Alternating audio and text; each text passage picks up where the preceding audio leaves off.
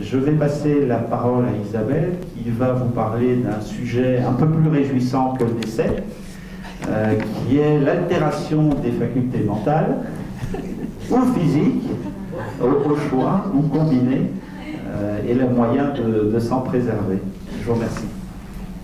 Je suis désolée, je pense que c'est pas très gai, mais l'idée ici c'était de vous expliquer un peu ce qui existait pour que vous ayez bien conscience de ce qui pouvait se passer si malheureusement un jour vous étiez frappé effectivement par une incapacité physique ou intellectuelle, et voir voilà, les dispositifs nouveaux qui existent pour essayer de faire en sorte que cette période, qui évidemment peut être très difficile et compliquée, se passe mieux si vous l'avez anticipé.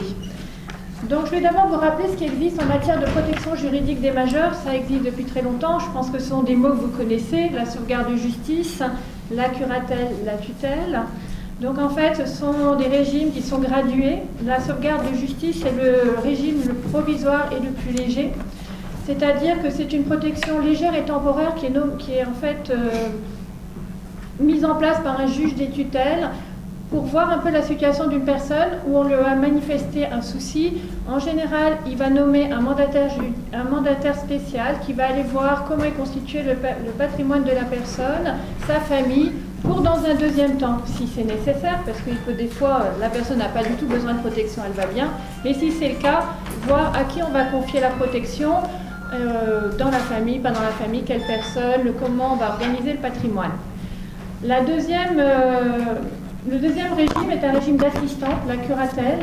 Donc là, en fait, la personne, elle n'est pas elle-même tout à fait hors d'état d'agir, mais elle a un besoin d'être assistée, conseillée ou surveillée de manière continue dans l'accomplissement des actes importants de sa vie. Donc en général, le curateur va intervenir lorsque, par exemple, un acte de disposition, une vente, la personne à protéger souhaite vendre une maison, il aura besoin de l'assistance de son curateur pour voir comment il va procéder à cette opération. Donc dans l'acte, il y a une double signature. Alors il y a différentes formes de curatelle, pardon. Je vais passer parce que ça serait trop long pour nous, mais sachez que la curatelle peut être aménagée au cas par cas par le juge selon le patrimoine et les besoins de la personne. Dernier régime, et là malheureusement c'est le régime le plus violent, c'est un régime de représentation, c'est la tutelle. La tutelle est prononcée en fait en dernier recours lorsqu'une personne qui a besoin d'être représentée de manière continue dans les actes de la vie civile. C'est-à-dire que la personne à ce niveau-là perd sa capacité juridique.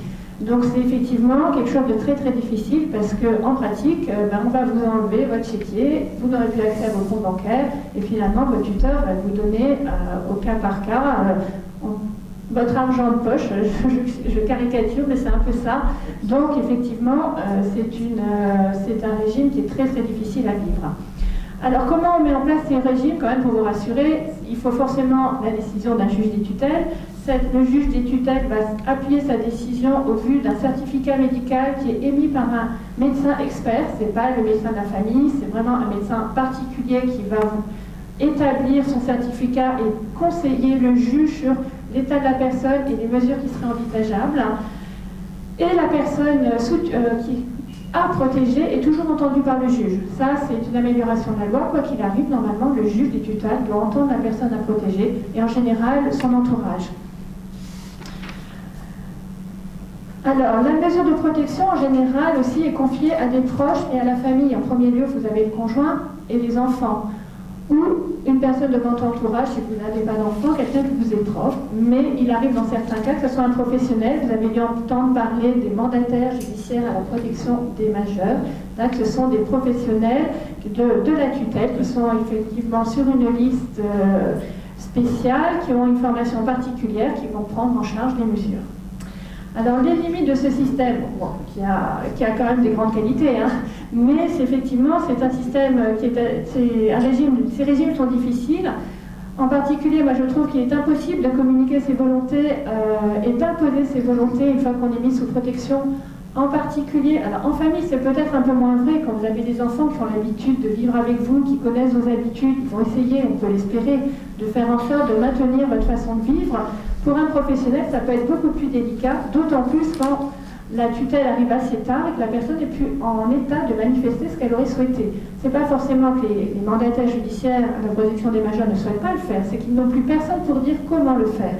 Alors de temps en temps, il y a des entourages, des gardiennes qui peuvent un peu aider, mais ce n'est pas toujours facile. Donc effectivement, là, il y a une impossibilité qui fait que la personne va peut-être, malheureusement, en fin de vie, pas vivre comme elle avait l'habitude de le faire.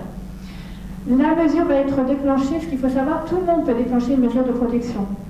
Donc par exemple, votre banquier qui tout d'un coup constate qu'il y a des virements un peu bizarres, des retraits un peu importants, etc., peut saisir le procureur pour dire « Attention, cette personne est peut-être en danger ». Peut-être. Hein. Après, va s'enclencher, le médecin expert, le juge des tutelles va intervenir. Donc il y aura mesure ou pas mesure, ce n'est pas une obligation, mais sachez que ça peut, n'importe qui peut déclencher cette mesure de protection. Moi je l'ai vu faire par exemple par un syndic de copropriété qui voyait les charges pas payées. Donc la gardienne effectivement a dit mais la personne ne va plus très bien, elle est en train de faire sa tête et elle est rentrée dans tout le mécanisme. Après, alors pour des gens qui ont eu l'habitude toute leur vie de bien gérer leur patrimoine, d'être conseillés, ce qui est assez difficile, c'est qu'on constate un blocage du patrimoine. Ce blocage, il est surtout du fait malheureusement de la loi, c'est que tous les actes de disposition, alors là je parle plus sous tutelle, va nécessiter l'autorisation du juge des tutelles pour être fait. Et malheureusement, vous l'avez tous entendu, les juges des tutelles sont absolument débordés, les tuteurs professionnels aussi, donc ceci peut prendre énormément de temps, ce qui fait que le patrimoine va devenir un peu moins liquide, ce qui peut être très contrariant pour une famille ou la personne si elle s'en aperçoit. De la même façon, il y a un effet un peu pervers, c'est que, par exemple, vous avez, donc on a beaucoup parlé de succession, testament, vous avez bien réfléchi à tout, et je vous donne un exemple, vous avez souscrit un contrat d'assurance vie, nous, vous n'en avez pas souscrit un, vous en avez souscrit 4, parce que vous avez 4 neveux, vous avez donc décidé de mettre dessus un certain montant équivalent à tous, que vous trouviez ça normal de les gratifier de la même façon. Le mandataire judiciaire qui vous connaissez pas, ou même votre tuteur, même s'il est proche, parce que tout ça c'est quand même des dispositions qui sont personnelles et souvent cachées, va peut-être avoir besoin de fonds pour mettre la personne en maison de retraite, etc. Et va faire des rachats anticipés de contrats. Mais il va en prendre un au hasard, il va le vider, et au moment de votre décès, on va constater que le contrat qui avait été prévu pour Charlotte, par exemple, va se retrouver à zéro, ou celui de Didier, lui, il aura toujours ses 100 000 €. Donc vous voyez, il y a voilà, pas de petits effets comme ça qui sont assez tristes pour les gens, surtout quand on a bien tout prévu. Dernière chose que je trouve assez terrible, c'est la perte du droit de vote, qui est absolument systématique sous une mise sous tutelle, ce qui est parfois très curieux. Ce n'est pas parce qu'on n'est pas capable de gérer ses affaires qu'on n'est pas capable d'aller voter. Donc évidemment, en général, il y a la suppression du droit de vote, et si jamais vous retournez dans un meilleur état de santé, malheureusement, c'est très compliqué de le récupérer. Donc bon, je vous fais un tableau un peu noir, mais là, je vous dis aussi que ça peut fonctionner aussi très bien, surtout quand c'est la famille qui vous connaît bien. Néanmoins, vous pouvez anticiper un peu les choses. La première manière d'anticiper les choses, c'est la tutelle ou curatelle, je dis tutelle et on peut dire curatelle, testamentaire. Donc vous n'allez pas régler tous les problèmes, c'est-à-dire que c'est toujours le juge des tutelles qui aura le contrôle de la mesure et c'est lui qui va décider si c'est une tutelle ou une curatelle. Mais la chose et qui est quand même fondamentale que vous allez lui imposer, c'est la désignation de la personne que vous souhaitez qui devienne votre tuteur. Donc c'est le jour où vous allez parfaitement bien, vous savez, vous avez peut-être posé la question en famille, etc., que c'est telle personne qui doit s'occuper de vous, vous allez l'écrire. Alors c'est exactement les formes d'un testament ou authentique, c'est-à-dire que cette déclaration peut être faite devant notaire, ou comme un testament holographe, c'est-à-dire que vous faites votre déclaration vous-même, en écrivant de votre main, en datant et en signant la déclaration, comme quoi vous voulez que ce soit Thierry qui s'occupe de moi si jamais je suis amenée à être mise sous curatelle ou tutelle. Et dans ces cas-là, cette déclaration s'impose au juge. Donc au moins vous avez cette sécurité de savoir que va arriver chez vous, parce qu'effectivement, prendre vos papiers, etc., une personne que vous avez néanmoins choisie. Mais elle référera toujours au juge des tutelles. Alors depuis la loi du 5 mars 2007, qui est rentrée en vigueur le 1er janvier 2009, donc on n'en entend pas encore beaucoup parler, parce que c'est finalement assez récent, c'est le mandat de protection future. Le mandat de protection future est une très très grande nouveauté dans le droit français. C'est la première fois qu'on accepte qu'une mesure de protection soit établie de manière conventionnelle. C'est-à-dire que c'est nous tous, quand on va décider, quand on va bien, comment on va s'organiser pour le moment où nos capacités vont décliner. Donc la définition, le mandat de protection future, c'est une convention qui permet à une personne, donc le mandat, c'est-à-dire vous, moi, d'organiser à l'avance sa protection et celle de ses biens pour le cas où elle ne serait plus en mesure de le faire elle-même en raison de son état de santé physique ou mentale. Donc ça, après, il n'y a absolument aucune contrainte. Donc ce qui est aussi absolument super, c'est que vous décidez de faire un peu ce que vous souhaitez. Donc c'est un acte important, pas facile à établir, parce que ça amène à poser beaucoup de questions. Mais au moins, une fois que c'est fait, vous savez qu'on va respecter à l'avenir vos volontés. Donc par exemple, vous allez pouvoir organiser vous-même la protection de votre personne. Donc par exemple, dans l'acte, vous allez dire si jamais vous n'allez pas bien du tout, si vous acceptez d'aller en maison de retraite ou pas. Si vous ne l'acceptez pas, si vous avez bien conscience et que vous êtes d'accord qu'on va payer quelqu'un pour être chez vous 7 jours sur 7, 24 heures sur 24, ça va coûter cher, mais certes, c'est ce que j'ai décidé, j'ai le patrimoine, je veux que ça soit fait, vous allez l'écrire. De la même façon, alors il y a aussi toutes les dispositions anticipées médicales dont on parle beaucoup en ce moment du fait de l'actualité. Là aussi, ça peut être prévu dans ce contrat. De la même façon, vous pouvez décider tout ce que vous souhaitez autour de vos biens. Donc par exemple, les contrats d'assurance vie dont je vous parlais tout à l'heure, vous pouvez écrire noir sur blanc, je ne veux pas que mon mandataire puisse y toucher. Donc ça va complètement sortir de la gestion et vous êtes sûr que ces biens vont être retrouvés au moment de votre décès. Donc vous pouvez effectivement répartir ce que va pouvoir faire votre mandataire, mais encore mieux, vous n'êtes pas obligé d'avoir un protecteur. Vous pouvez même en avoir plusieurs selon les tâches à répartir et les biens. Alors, je vous donne un exemple. Moi, j'avais une dame avec une fratrie de 3. Elle m'a très bien expliqué que, certes, que pour tout ce qui concernait la protection de sa personne, elle ne souhaitait pas que ses garçons s'en occupent. Elle trouvait que c'était des questions très intimes. Et donc, elle a donné la protection de sa personne à sa fille aînée, qui avait donc toutes ces questions en charge. D'un autre côté, elle avait un de ses fils qui travaillait dans la banque. Elle considérait qu'il avait parfaitement géré son patrimoine. Elle lui a confié la totalité de la protection de ses biens. De la même façon, dans certaines familles, il y a des biens un peu particuliers, en particulier des entreprises. On sait que l'entourage ne va pas pouvoir gérer. On peut un bien spécifique, le donner en gestion à un mandataire à tel bien. Donc vous voyez, c'est vraiment à la carte, vous pouvez vraiment faire quelque chose de très précis par rapport à votre situation. De la même façon, vous pouvez choisir, et même c'est obligatoire pour le mandat sous seing privé, le contrôleur de votre mandat. Donc quand vous avez quelqu'un de parfaite confiance, qui connaît bien votre patrimoine, ça peut être même un professionnel, un gestionnaire de patrimoine, il pourra s'assurer que l'exécution de ce mandat se fait bien comme vous le souhaitez. Et j'avais autre chose à vous dire là.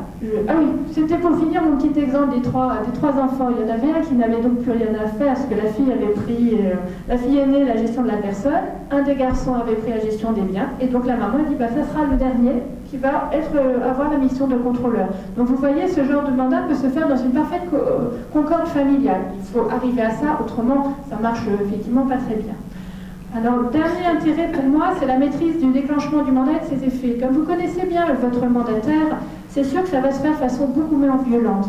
Surtout que le mandat de protection future a un intérêt, certains juristes vont vous dire un des intérêts, c'est qu'on ne perd pas sa capacité juridique. La personne qui a rédigé un mandat conserve sa capacité juridique.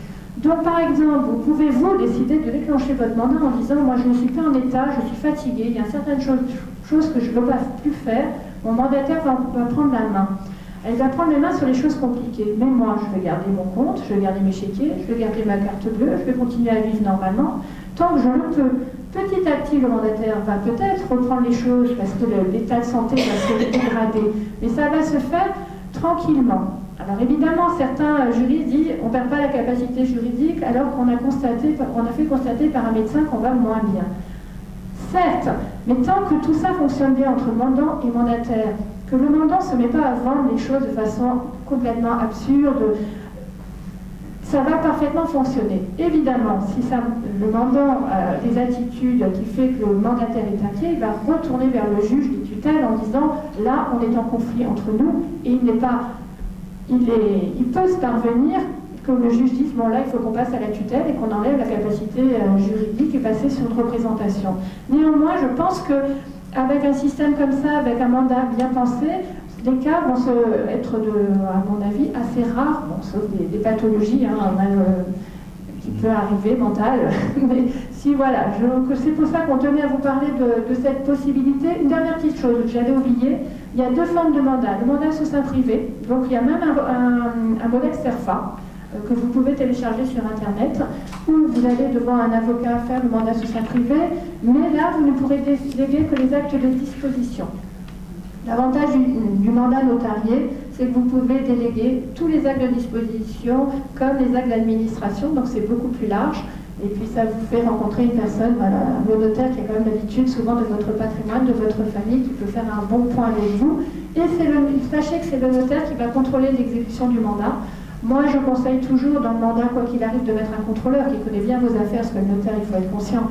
Certes, s'il vous connaît bien, il connaît la globalité de votre patrimoine, c'est pas lui qui va aller au cas par cas voir réellement ce qui se passe. Voilà, donc quand un mandat est bien réfléchi, je pense que cette période de vulnérabilité qui est difficile à vivre peut être adoucie dans la meilleure comme un peu, parce que je ne vous dirai pas que c'est une période facile.